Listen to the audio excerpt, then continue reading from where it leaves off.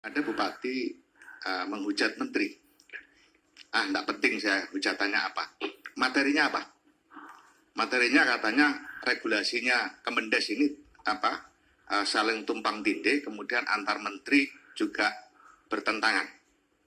Nah, untuk kita punya sistem computerized untuk ngecek tiap-tiap regulasi, pertama checking internal. Bagaimana di internal itu ada pertentangan antara pasal dan ayat, enggak. Langsung saya cek sendiri, enggak ada. Semua simultan. Saya sandingkan dengan Kementerian Dalam Negeri, enggak ada, semua simultan. Kemudian dengan Kementerian Keuangan, tidak ada. Ya sudah, selesai. Enggak saya pikir, enggak saya cari siapa yang berkomentar, tapi alhamdulillah hari ini saya tahu ternyata Pak Bupati Bultim cukup cakep juga. Tapi sayangnya kok Bupati Lumajang manggilnya Eyang, padahal menurut saya lebih cocok dipanggil Abah. Mungkin saking semangatnya untuk membela rakyat dan memikirkan rakyat, dan insya Allah semua kita pada hari ini tidak ada satupun yang tidak berpikir untuk membela rakyat. Yang kedua, tadi Pak Bupati Bultim juga memberikan satu evaluasi misalnya terkait dengan satu aturan. Kalau sudah menerima BLT desa, maka tidak boleh menerima yang lain. Yaitu normatif dan memang harus begitu.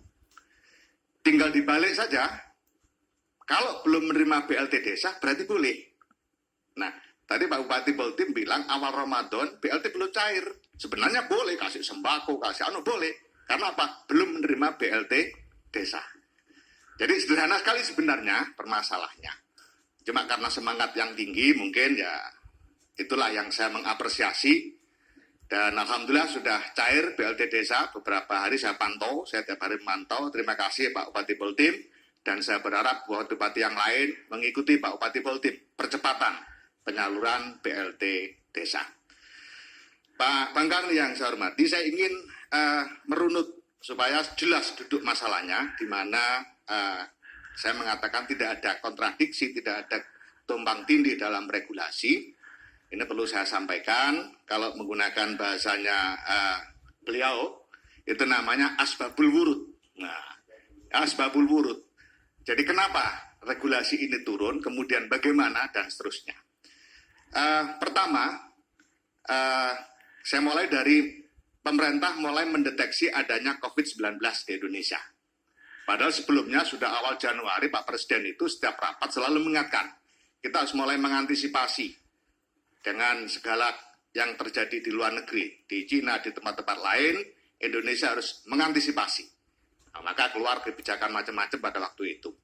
Nah, saya potong pas pada saat Bapak Presiden menyatakan bahwa sudah ada COVID di Indonesia, waktu itu ada 2. Nah, pada saat itu Pak Presiden langsung memerintahkan kepada kami, para menteri termasuk saya, khusus untuk Kementerian Desa, Pak Presiden bilang, Pak Menteri Desa, tolong PKTD, padat karya tunai desa, segera difokuskan. Karena apa?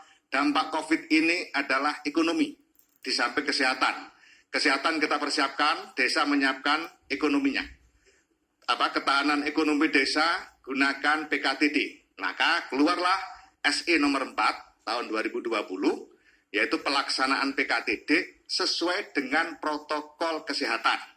Karena apa? PKTD adalah sebuah program kegiatan padat karya tunai desa yang melibatkan banyak orang dengan kriteria.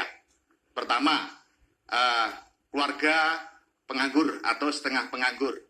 Yang kedua, dari keluarga miskin. Yang ketiga adalah marginal lainnya, misalnya difabel dan lain-lain.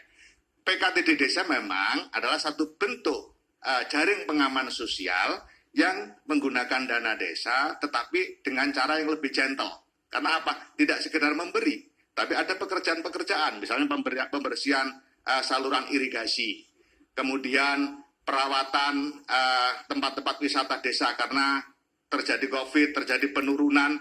Nah, padat karya tunai desa tetap dilakukan untuk meningkatkan daya beli masyarakat desa. Fokusnya